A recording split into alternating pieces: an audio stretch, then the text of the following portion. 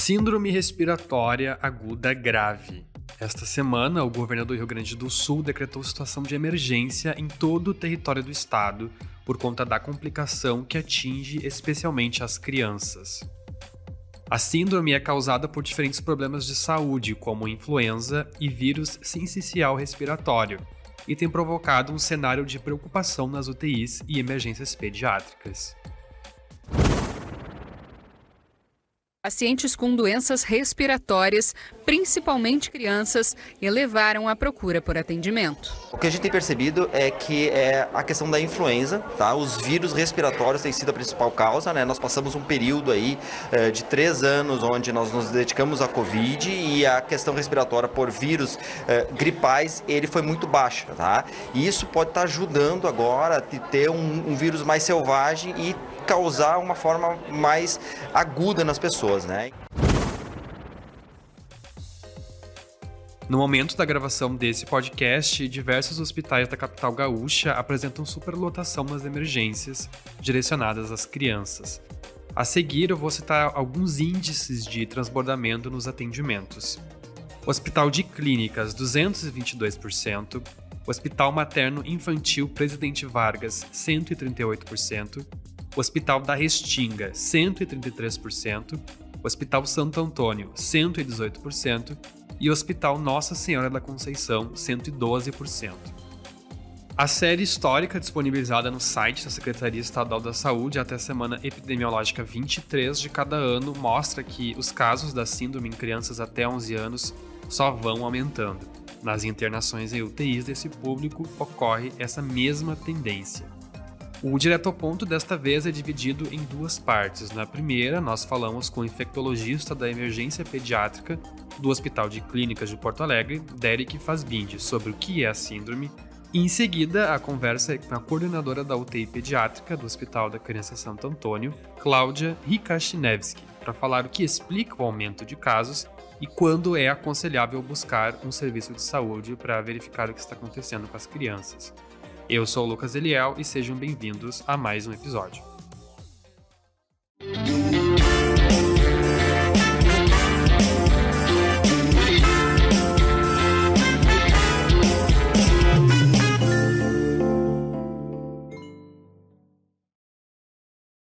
Derek, muito obrigado por aceitar participar aqui do Direto ao Ponto e eu começo a nossa conversa pedindo que você nos clarifique sobre o que é a síndrome respiratória aguda grave. Agradeço o convite, é um prazer estar participando aqui com vocês. Então, a síndrome respiratória aguda grave, ela é uma complicação, na verdade, de qualquer infecção respiratória viral, né? Então, toda vez que a gente pega um vírus respiratório, seja o vírus da gripe ou outro vírus, incluindo, por exemplo, da Covid, né? A gente pode ter sintomas leves, como só um resfriado, com tosse, nariz escorrendo, às vezes pode ter uma febre baixa, às vezes pode ter aquela dor no corpo, dor de cabeça, e depois de alguns dias costuma passar. A síndrome respiratória aguda grave, ela ocorre quando esse vírus, em vez de ficar só nessa parte assim de resfriado, de gripe, ele acomete também os pulmões, e aí a gente começa a ter sintomas de disfunção dos pulmões, né? Então a gente começa a ter falta de ar, começa a diminuir o oxigênio no sangue, em alguns casos isso precisa ser revertido assim com o uso de oxigênio, né? E pode ser um oxigênio só assim pelo nariz, pode ser um oxigênio com mais pressão, inclusive em alguns casos muito mais graves, necessitando de intubação, internação em UTI. É muito semelhante ao que a gente viu durante a Covid, né? Então, a maioria das pessoas que pegavam Covid tinham só sintomas de gripe ou de resfriado, né? Depois melhorava de alguns dias, né? Mas alguma população de risco pode evoluir para aquela Covid mais grave, necessitando de oxigênio, internação hospitalar, em alguns casos até internação em UTI. Então, o que a gente está vendo nas crianças é algo parecido, assim. A gente está vendo uma circulação muito grande de vírus respiratório. A maioria das crianças ficam só ali no resfriado e na gripe, mas algumas crianças de risco acabam evoluindo para esse acometimento do sistema respiratório ali, mais dos pulmões, né? Então, necessitando de oxigênio, internação hospitalar, né? O que acaba ali sobrecarregando o sistema, né? Derek, e quais estão sendo as doenças que estão mais associadas à síndrome respiratória aguda grave nesse momento? É Covid-19, influenza? A Covid-19 ela é uma doença, é um vírus que não tem acometido tanto as crianças, isso não mudou, depois da pandemia. A gente está vendo basicamente 2 tipos de vírus que estão circulando bastante. Primeiro, que nem vocês comentaram, o vírus da influenza, né, que tradicionalmente também ocorre mais durante o inverno, mas a gente também está vendo a infecções pelo vírus sincicial respiratório, que é um dos o principal causador de bronquiolite, que é ali uma forma dessa síndrome respiratória aguda grave que acomete bebês pequenos, mais classicamente menores de 1 ano, assim. O relatório da Fiocruz mostra aumento de internações de crianças pelo vírus sincicial respiratório em 15 estados. Em caso de sintomas de infecção respiratória, os médicos recomendam que os pais não mandem os filhos para a escola ou creche. Então, são esses 2 vírus que têm circulado, que a gente tem visto com mais frequência, mas, em teoria, qualquer vírus respiratório pode evoluir para essa forma mais grave, né. Após as crianças terem ido para emergência e, em casos, né, até indo para UTI, quais os cuidados são necessários no pós essa internação? Olha, os cuidados são bem genéricos, assim, uma criança que já teve uma síndrome respiratória aguda grave, ela tem um risco um pouco mais elevado de voltar a ter, um outro quadro semelhante, então tem que ficar atento, entender que essa criança vai voltar a ficar doente, vai voltar a pegar vírus respiratório, na maioria das vezes não vai evoluir para síndrome respiratória aguda grave, mas tem que voltar a redobrar de atenção, para esses sinais ali que a gente comentou, e procurar atendimento sempre que eles voltarem a estar presente, né. Derek, nós temos esses quadros mais preocupantes que apresentam síndrome respiratória aguda grave, mas que outras complicações que atacam a respiração também apresentam risco. Então, na verdade, crianças que têm, por exemplo, que são asmáticas, né, a gente sabe ali que 10% das crianças têm um diagnóstico de asma, toda vez que elas vão ser expostas a algum vírus, elas podem desencadear uma crise de asma, então vai aumentar o número de crise de asma em criança que tem um diagnóstico de asma, então isso é outra coisa para a gente ficar atento. A queda da temperatura preocupa pais de crianças com asma, já que o ar frio pode desencadear crises. Usar os medicamentos de forma adequada é fundamental para controlar a doença.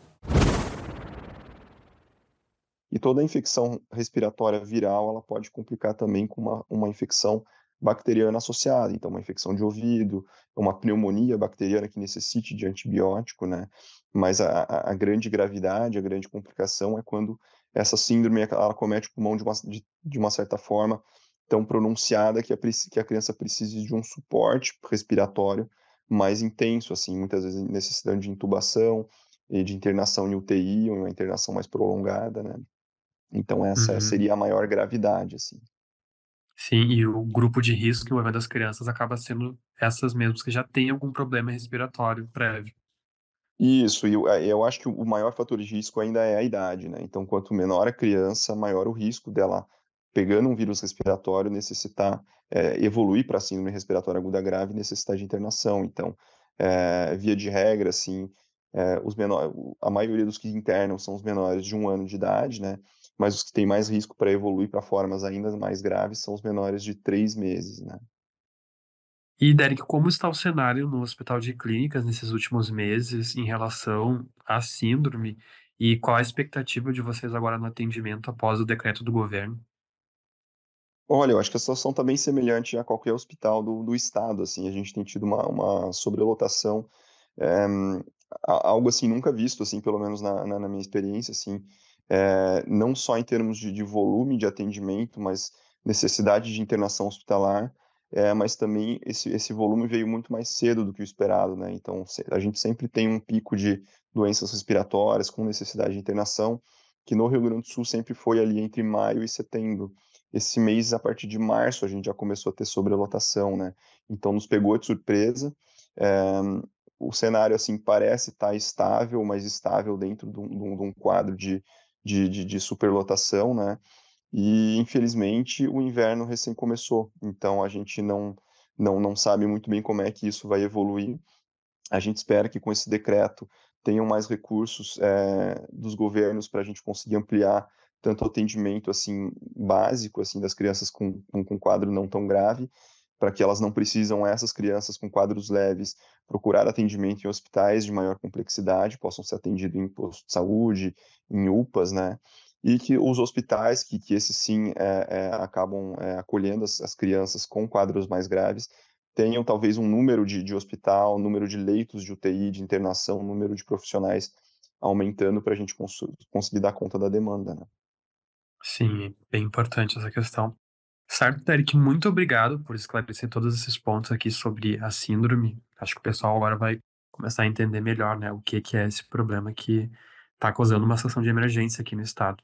Eu agradeço pelo convite e pela iniciativa ali parabenizo pela iniciativa de divulgar esse tema.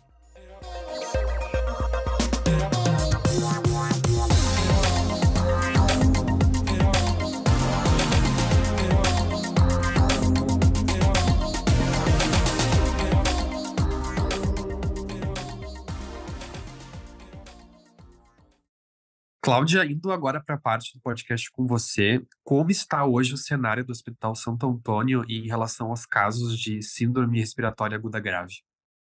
Atualmente, né, o dia de hoje, nós estamos numa situação muito caótica, né? Essa semana foi muito difícil todos os dias. Nossa emergência amanhece superlotada, ela está apresentando 200% da sua ocupação, ou seja, o dobro do número de leitos estão sendo usados, não é? Com isso, obviamente, não é, a UTI fica também lotada, não é? A gente tem 40 leitos de UTI, os nossos 40 leitos estiveram ocupados todos os dias, nas 24 horas dos dias, dos últimos meses, não é? O mês de junho todo foi assim, e julho está repetindo isso. A gente tem, obviamente, muitos quadros respiratórios, tanto virais, não é? Quanto bacterianos também, então não são só quadros virais, causando uma segunda angústia respiratória muito semelhante àquele quadro que foi vivenciado pelo Covid nos adultos, não é? Naquela época, né, em 2020, 2021, as crianças foram preservadas, até porque estavam todas em casa, não iam nas creches, não é? Então, o isolamento social poupou as crianças. Agora não é? As crianças estão frequentando as creches, elas tiveram uma diminuição da imunidade exatamente pelo período em que elas não tiveram um convívio, não é? E elas agora estão tendo quadros respiratórios muito graves, não é? A grande maioria são quadros virais, muitos por influenza, alguns por sincicial respiratório, que é um vírus que acomete as crianças normalmente, não é? O novo vírus da influenza H3N2 pode ser mais grave para as crianças. Enquanto hospitais infantis registram aumento da procura por atendimento de síndromes gripais, pais devem redobrar os cuidados de prevenção. A gente tem casos esporádicos de Covid, não é, são raros, eles não são os mais prevalentes realmente são influenza e sincicial respiratório, além de quadros bacterianos, não é, pneumonias graves, extensas, que precisam às vezes de UTI, por suporte ventilatório, para colocar drenagem, né, às vezes até cirurgia, então são quadros realmente bem graves. E essa situação foi ficando mais caótica com a chegada do frio, ou já antes do frio o cenário já era de preocupação também? Antes do frio já era muito preocupante, não é? A gente teve poucos dias muito frios, não é, esse ano, e mesmo assim a gente teve quadros muito graves. Como com o frio, às vezes as pessoas ficam mais confinadas em casa, como não fica muito frio, as pessoas vão para a rua, não é? E o que a gente vê são bebês, às vezes, muito pequenos, com menos de 6 meses, a gente tem crianças de dias de vida, 1 mês de vida, não é? Eventualmente frequentando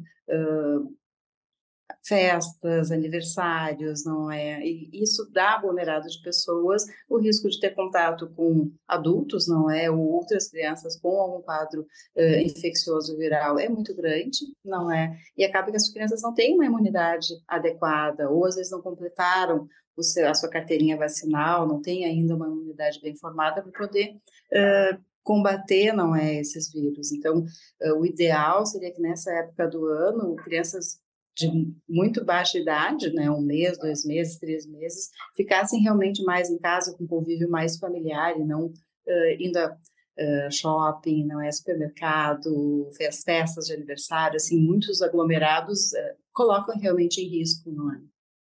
Cláudia, qual o motivo das crianças bem pequenas serem tão mais vulneráveis a complicações da síndrome? E essa evolução de casos mais graves tem a ver com uma baixa procura de vacinação ou até mesmo uma limitação de imunização para esse público? Então, assim, as crianças que têm quadros mais graves são as crianças menores, assim, com maior risco, não é? Porque a via aérea respiratória delas é menor e elas têm menos defesas, realmente, não é? Então, a gente tem crianças grandes infectadas, internadas e graves também, mas certamente crianças abaixo de 1 ano o risco é maior. E a gente acredita que sim, não é? Assim, por exemplo, abaixo de 6 meses não se vacina contra a gripe, então elas não têm essa defesa, não é? Mas mesmo crianças acima de 6 meses que teriam indicação de receber a vacina contra a gripe, né, contra a influenza, a gente percebe que a população não está vacinando como seria esperado, né? De 6 meses a 6 anos, essas crianças deveriam estar vacinadas e muitos não estão sendo vacinados. E algumas bactérias, não é, como o pneumococo, que é causador de uma pneumonia grave, também existe vacina, não é, na rede pública.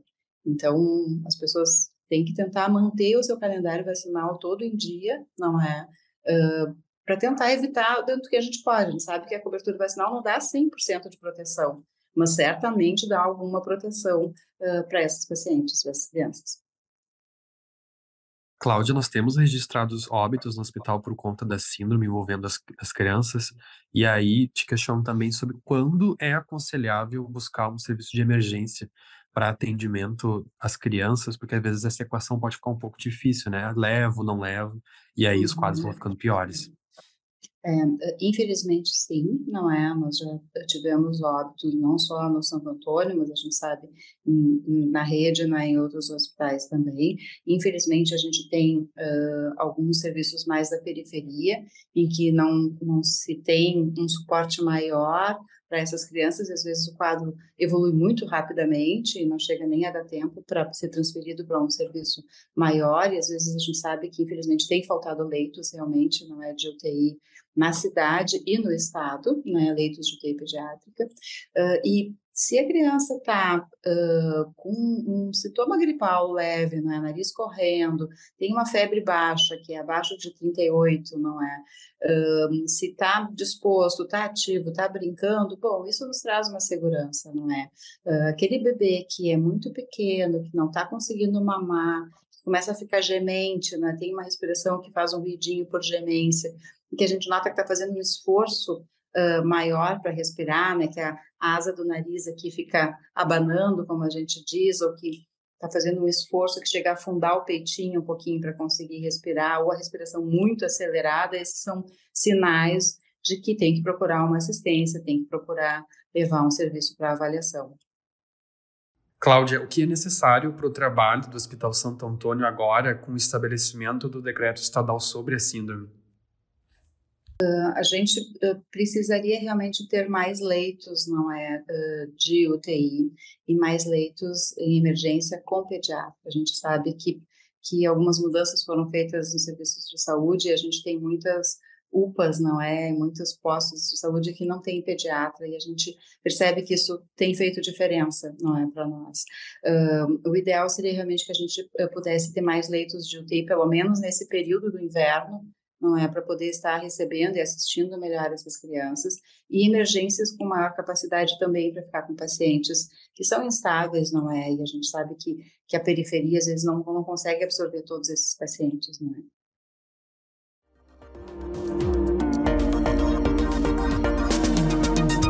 Se gostou do Direto ao Ponto, confira outras edições que estão disponíveis no site do jornal, no YouTube ou aí no seu aplicativo de streaming favorito. Direto ao Ponto utilizou áudios de Record TV, Band TV, TV Cultura, Jornal da Gazeta, tendo roteiro e apresentação de Lucas Elial, edição de Aleph Alencar, assistência de Mariana Neck e coordenação de Márcio Gomes e Brenda Fernandes. Obrigado por ter nos acompanhado e até a próxima.